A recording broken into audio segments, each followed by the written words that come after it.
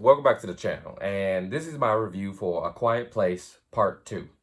Now, this movie was directed again by John Krasinski, and it stars Emily Blunt, Millicent Simmonds, Noah Jupe, and newcomers Jaimin Hansu and Cillian Murphy.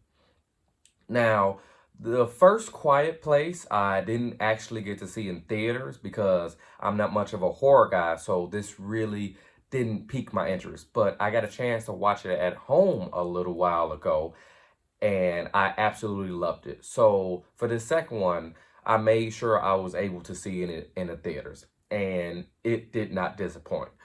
I want to say right off the bat, this is a movie that you should try your darndest to see in the theaters. The theater experience with the people and everyone being quiet and the tension, it makes for a really great theater movie, just like the first one.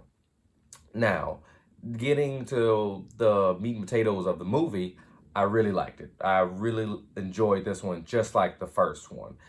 What makes this work so well and what John Krasinski allows this movie to do is not get so big like so many other sequels where you kind of get lost in the mix of like, okay, what's going on, what's happening, and he kind of still keeps it on a small scale, but at the same time expanding the world just a little bit, just to give you a taste of what's going on with other people in the world and who else this alien invasion has affected, without going away from the roots of what makes this franchise so good. And what makes this franchise so good is the tension you feel, plus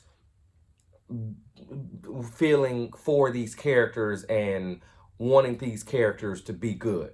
So, about the characters from this ensemble actors, this is a really great performances all around from everyone, especially Millicent Simmonds and Cillian Murphy. It's really their movie for this because John Krasinski actually splits the family up halfway through the movie, and they're on their separate missions and things they have to do. So you would think that it would kind of like, you wouldn't really feel that tension or importance, but no, you feel it every second because Millicent Simmonds and her character has to do one thing to help people, and Emily Blunt has to do another set of things, but that does not detract away from the tension of the movie. And I feel John Krasinski does a good job of editing these two separate stories together to make it feel very much of one story.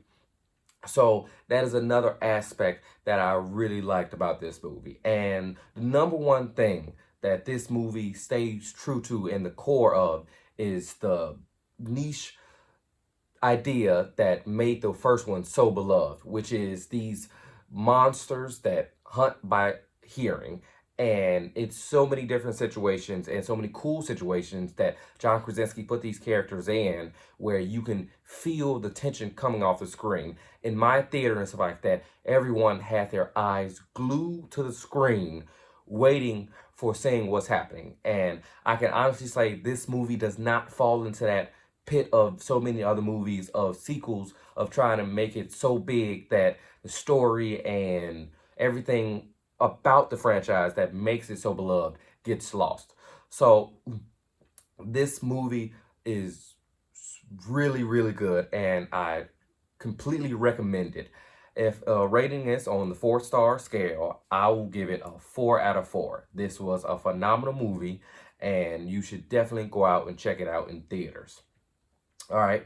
Until next time, please comment below and tell me what you thought of A Quiet Place Part 2 or even A Quiet Place Part 1 or whatever niche movie that you were pleasantly surprised by. So comment that below and like, subscribe, and I'll see you next time.